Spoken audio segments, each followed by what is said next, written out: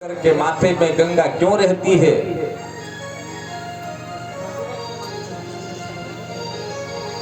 बड़ा सोचनीय विषय भैया।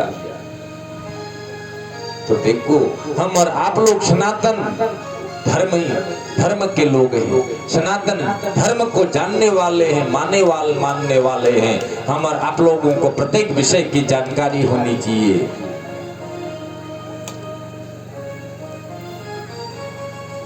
तो आइए, आज जो धर्म का क्षेत्र है, ऐसे धर्म के क्षेत्र में 88,000 ऋषि विराजमान हैं। तो आज 88,000 ऋषि कहते हैं कि गुरुदेव, अब तो हमारे मन में शंका हो गई। गुरुदेव, अब इस कथा को आप जरा विस्तार से सुनाओ। गुरुदेव, क्या आप लोग भी विस्तार से सुनना चाहते हैं? कितने लोग सुनना चाहते हैं? तो देखो, 88,000 ऋषि कहते हैं गुरुदेव, आपकी वाणी से कथा में नवीनता प्रदान होते जा रही है। गुरुदेव, अब हम ये जानना चाहते हैं।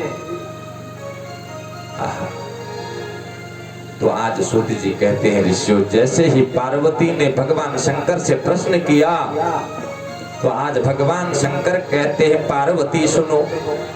अरे पार्वती, शायद तुझे मालूम नहीं कि गंगा भी हिमालय की पुत्री है। गंगा किसकी पुत्री है? हिमालय की। और पार्वती किसकी पुत्री है? वो भी हिमालय की पुत्री है भैया। तो क्या हो गए? जरा जोर से बोलो ना। बहनें होंगी। ये गंगा और पार्वती तो बहनें थी। ये गंगा तो जल बाद में बनी। बड़ी सुनने वाली कथा भैया, बड़ी अद्भुत कथा से महापुराण की। आज भगवान शंकर पार्वती को याद दिला रहे हैं, अरे पार्वती, ये गंगा तेरी बड़ी बहन थी। अरे देवी, याद कर, आपको पता नहीं होगा पार्वती, ये गंगा हिमालय की पुत्री है।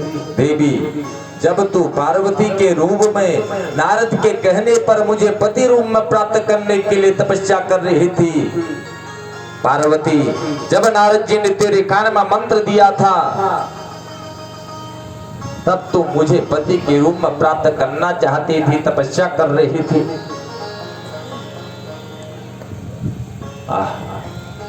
भैया, जब तू तपस्या कर रही थी पार्वती, तो तेरी बहन गंगा भी मुझे पति के रूप में प्राप्त करना चाहती थी। तुम दोनों बहनें जाकर तपस्या कर रही थी, लेकिन पार्वती, तुम ये नहीं चाहती थी कि मेरी बहन गंगा भी भगवान शंकर को पति के रूप में प्राप्त करे। लेकिन भैया, मैंने कल भी कहा था कि एक नारी दूसरी नारी की बड़प्पन को सहन नहीं कर सकती, चाहे वो सगी बहनें हो। ये पार्वती, जब तुझे नारद जी ने बताया कि गंगा तेरी बहन भी भगवान शंकर को पति रूप में प्राप्त करना चाहती है, तपस्या कर रही है, तब तूने ऋषि दुर्वासा का ध्यान किया था पार्वती उस समय। देवी, अरे पार्वती, याद कर, तूने तपस्या करने वाली बड़ी बहन गंगा से कहा था कि गंगा, जब ऋषि दुर्वासा तेरे पास से गुजरे तो उनके चरणों को हाथ मत लगाना, नहीं तो गंगा वो तुझे श्राप दे देंगे। जैसे ही ऋषि दुर्वासा तुम्हारे सामने से गुजरे, तू तो गंगा उनके चरणों में जल के छींटे मार देना दूर से, न तो चरणों में प्रणाम करना, जल के छींटे मारना। ऋषि दुर्वासा गंगा तुझ पर प्रसन्न हो जाएंगे और तुझे भगवान शंकर के जैसा पति मिलने का वरदान दे देंगे।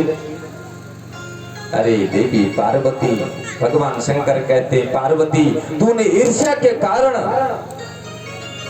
अपनी बड़ी बहन गंगा से छल किया, कपट किया।